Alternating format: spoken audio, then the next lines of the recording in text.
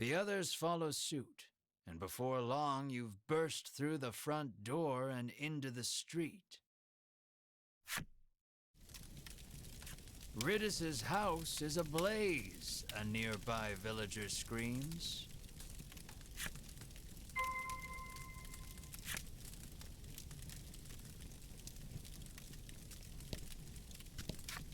My mother is still inside, Ridis shrieks, darting past you to fetch water from the well south of the village.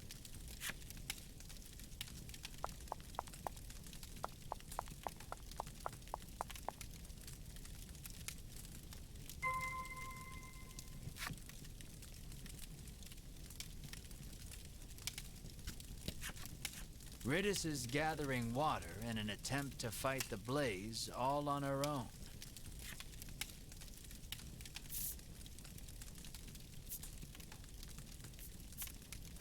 Mar's eyes light up. He scrambles over the edge of the well and sucks the well dry in an instant. He pokes at his swollen belly and gestures toward Ridis's house, as if to say, "Get me back there, quick."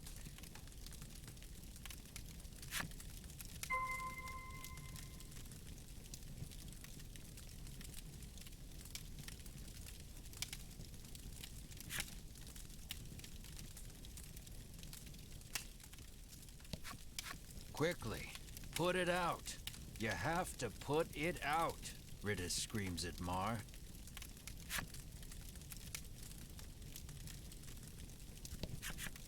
Mar douses the house with the water he sucked up from the well.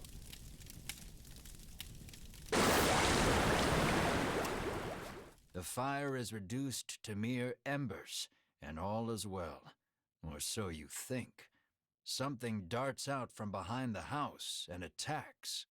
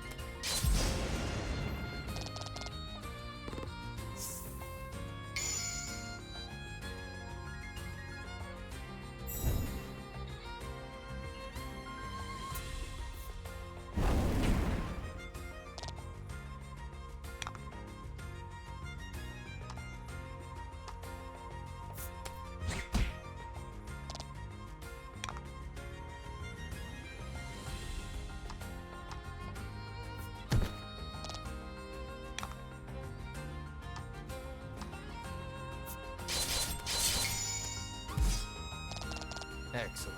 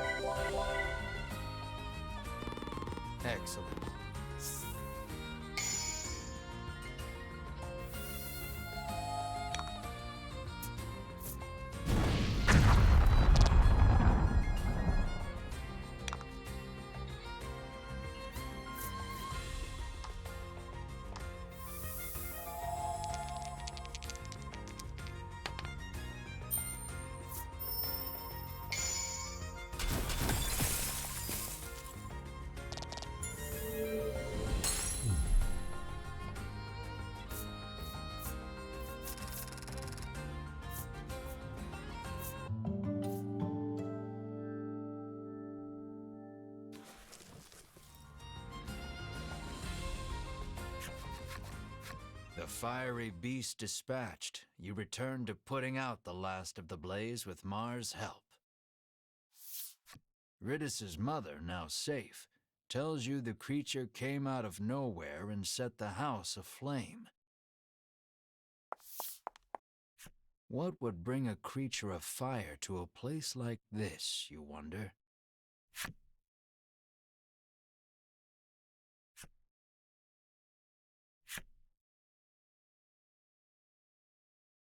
Light breaks on a new day, and the commotion of the fire feels but a nightmare. You lead your party to Ridis's house to ask for safe passage out of the bewildering wood.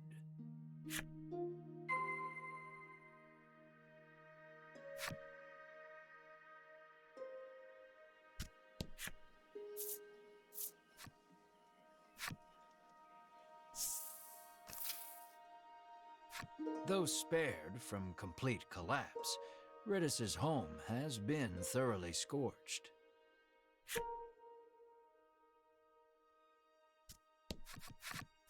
Ridis sits alone in one of its rooms, the air thick with the smell of char.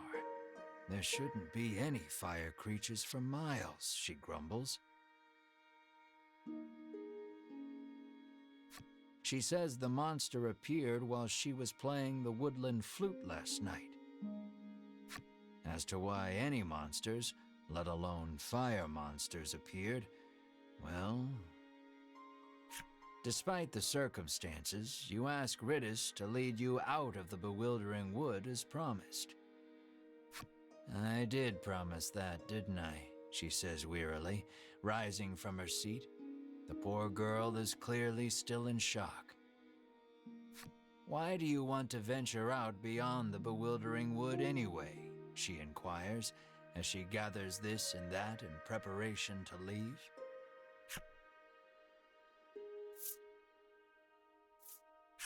We are in search of the dragon, you say valiantly, adding, the reward will be significant should we defeat him. Honesty is the best policy. Sounds like a real risky way to make a living, she replies flatly, feigning interest. A group of Ivory Order people came through here just the other day, she explained. You connect the dots with malice. Those three, you seethe. At last, Ridis is ready to depart for the edge of the bewildering wood.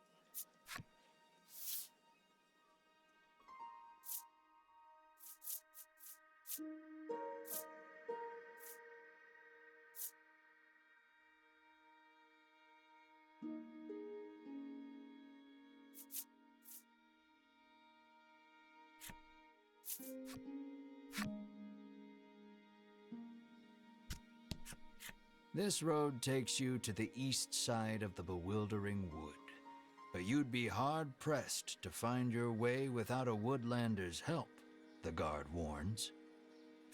Upon seeing that Ridis is with you, he steps aside and lets you through.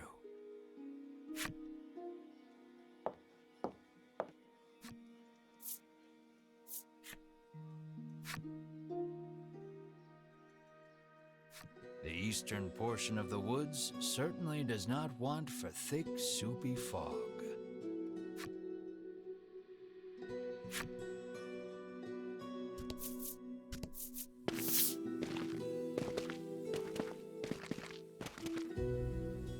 You turn away, ready to lead the party deeper into the bewildering wood. Wait just a moment, you lot, calls the voice of an older man from somewhere behind you. Ridis appears to be familiar with him. She calls him Mr. O. Here you are, young lady, he says, handing her a slip of paper.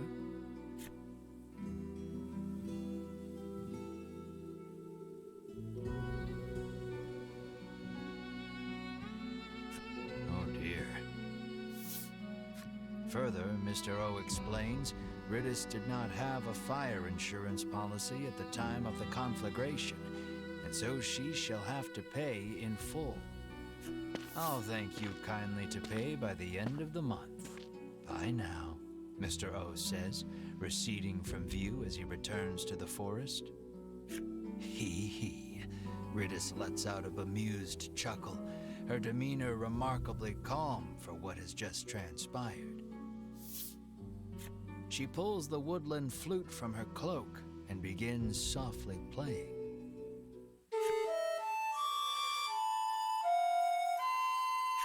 Ridis's ear-splitting performance, shall we say, draws monsters out from behind the trees. Within moments, they are nearly upon you.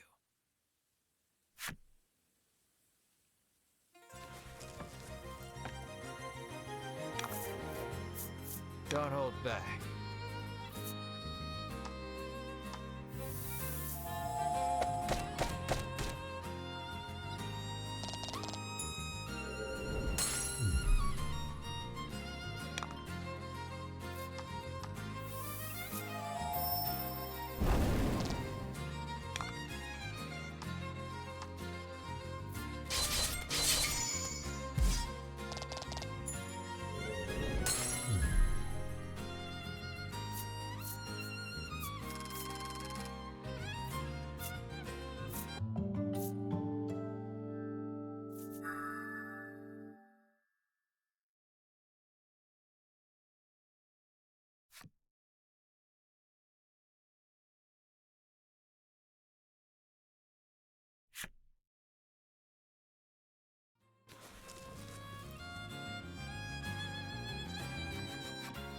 That's odd.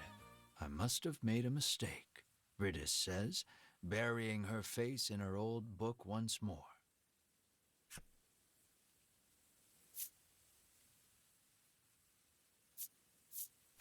She opens the book to a particular page and thrusts it in your face. You can't tell anyone in the village I let you see this, okay? It's a page of sheet music, with a note scrawled beside it that reads, "Play this lucky tune to reverse your financial fortunes and make money woes a thing of the past." No matter how many times I played this last night, our debt never went down, she fumes, incensed. You inspect the page a bit more carefully. Off in a corner, in letters so small as to be illegible, another message reads, "May summon monsters if played incorrectly." You finally see that so long as Ridis holds the flute, this is nothing more than a monster conjuring melody. You snatch the woodland flute from her hands. "You have lost your flute-playing privileges," you inform her. But I'll never escape from this mountain of debt without it, she cries, clearly still believing in the melody of fortune. Melanie quietly opines that while Riddis is many things, Bright is not one of them.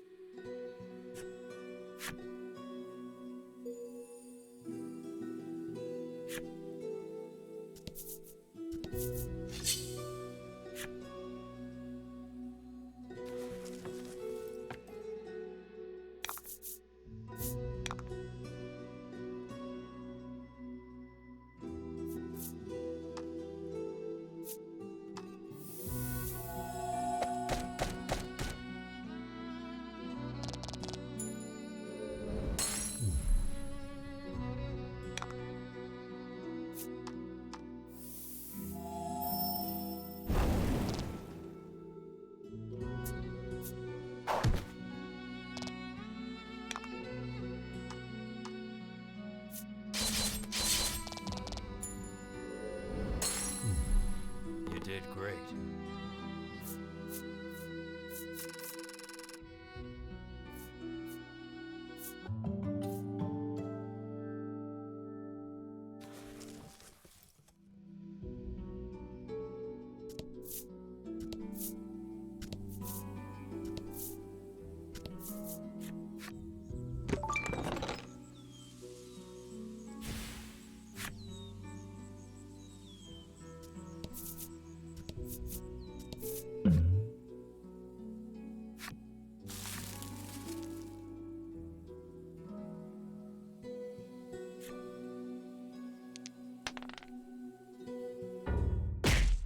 One of the nuts flies off the tree and smacks you right on the head. The pain brings tears to your eyes.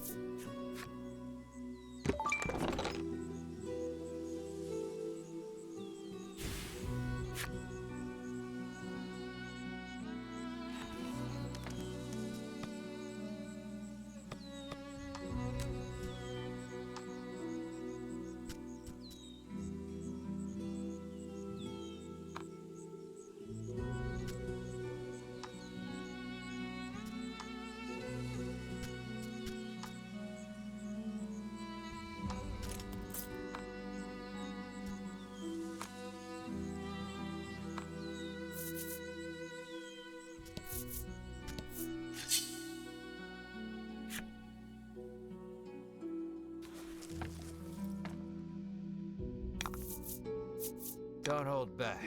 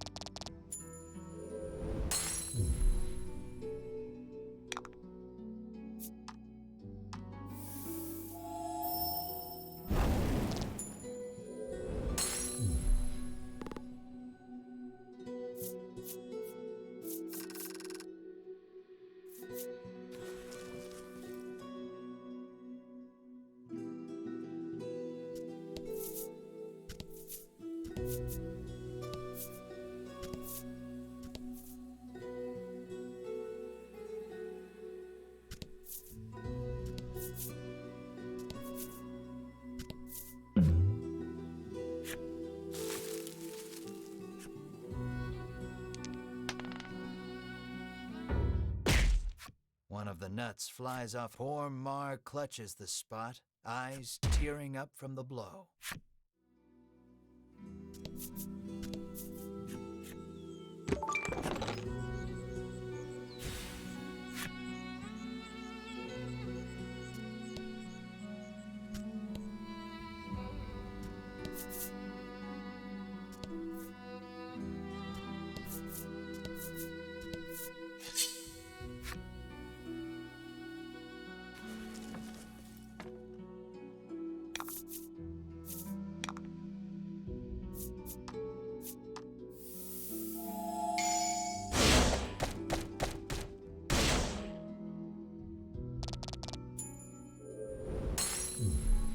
That was lucky.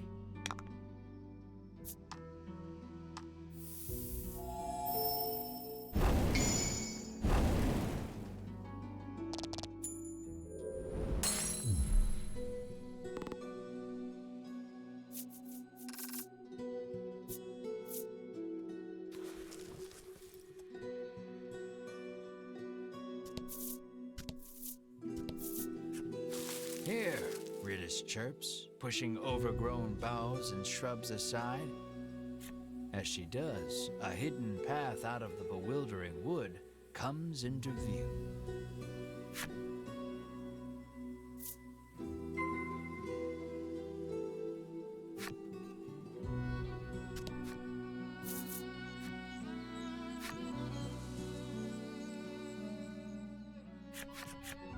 At last, you are free of the bewildering wood.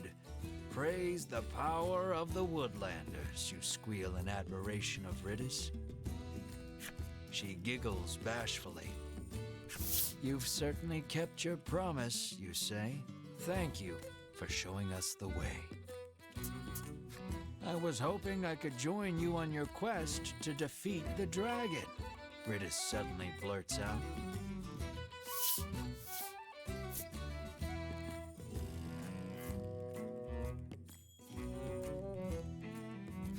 She takes out her old book and thrusts another page in your face. This week's creature of fortune is the dragon. Boons may befall those who encounter him. Melanie's jaw goes slack. What is the deal with this book? Melanie asks, bewildered.